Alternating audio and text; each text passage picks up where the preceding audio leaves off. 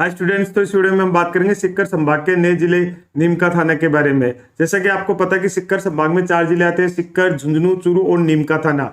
सीकर, झुंझुनू और चूरू ये 3 पुराने जिले ही हैं और इनको पहले शेखावाटी क्षेत्र के नाम से जाना जाता था। अब शेखावाटी क्षेत्र में चारों जिले आ गए, सीकर, झुंझुनू, चूरू और नीमका थाना। और इन चारों जिलों का जो संभाग है वो सीकर संभाग है। जो नीमका थाना जो नया जिला बना है वो सीकर की 3 तहसीलें और झुंझुनू की 2 तहसीलें काटकर बनाया गया है। सीकर की 3 तहसीलें नीमका थाना, पाटन और श्री माधोपुर, और झुंझुनू की 2 तहसीलें उदयपुरवाटी और खेतड़ी। इन 5 तहसीलों को काटकर एक नया जिला बनाया गया है जिसका नाम है नीमका थाना। नीमका थाना जो फेमस है वो है, आपने पढ़ा होगा आपकी बुक में, राम नारायण चौधरी और अंजना देवी बेगू और बेजुलिया किसान आंदोलन के मुख्य नेतृत्व करता थे। इनका जन्म नीमका थाना में ही हुआ है। ठीक है, इसके अलावा राज्य का पहला 100 किलोवाट सौर ऊर्जा का संयंत्र भी यहीं लगा था, गोरियर गांव खेतड़ी। खेतड़ी अब नीमका थाने में आ गया, तो हम बोल सकते थे पहला जो सौर ऊर्जा संयंत्र राज्य का वो कौन से जिले में लगा था? नीमका थाना में।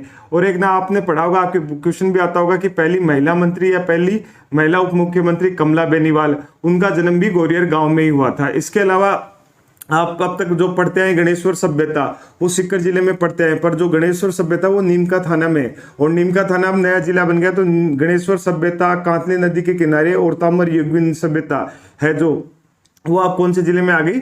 नीमका थाना में। इसके अलावा सुनारी सभ्यता जो खेतड़ी में थी और जिसको हम पढ़ते आ रहे थे झुंझुनू जिले में, पर खेतड़ी अब नीमका थाना जिले में आ गया।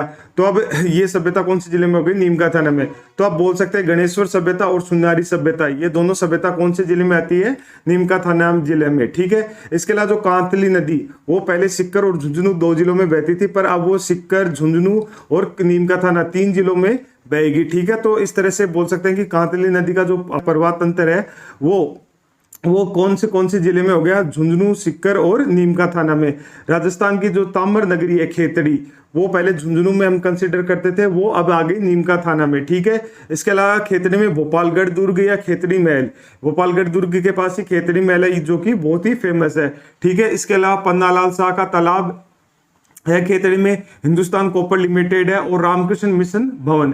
रामकृष्ण मिशन भवन इसलिए बनाया क्योंकि जो आपने पढ़ा होगा स्वामी विवेकानंद के बारे में, शिकागो धर्म सम्मेलन है, तो शिकागो धर्म सम्मेलन से पहले स्वामी विवेकानंद खेतड़ी आए थे। खेतड़ी के राजा अजीत सिंह ने उनकी सहायता की थी अमेरिका जाने में।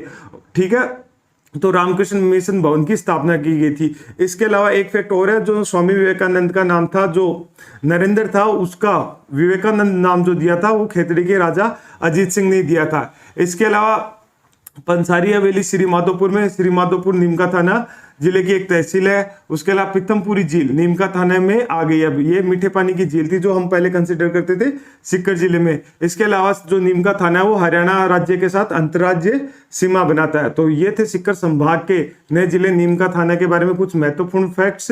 और जैसे जैसे इसके बारे में और चीजें अपडेट होंगी, जैसे यहाँ का मानसून, यहाँ की मिट्टी और यहाँ की जनसंख्या, तो ये सब सरकारी आंकड़े जारी होने पे ही हम आपको एग्जैक्ट बता पाएंगे। नहीं तो जो लोग बता रहे हैं वो एग्जैक्ट नहीं बता रहे, सिर्फ अंदाजा बता रहे हैं। तो जब सरकार आंकड़ा जारी करेगी, जनगणना वगैरह का, BLO वगैरह जो कार्यक्रम चलते हैं, उसके बाद ही आप ये सब चीजें बता पाओगे फैक्ट्स के साथ। तो ये थे फैक्ट थे जो हम पढ़ते आ रहे हैं।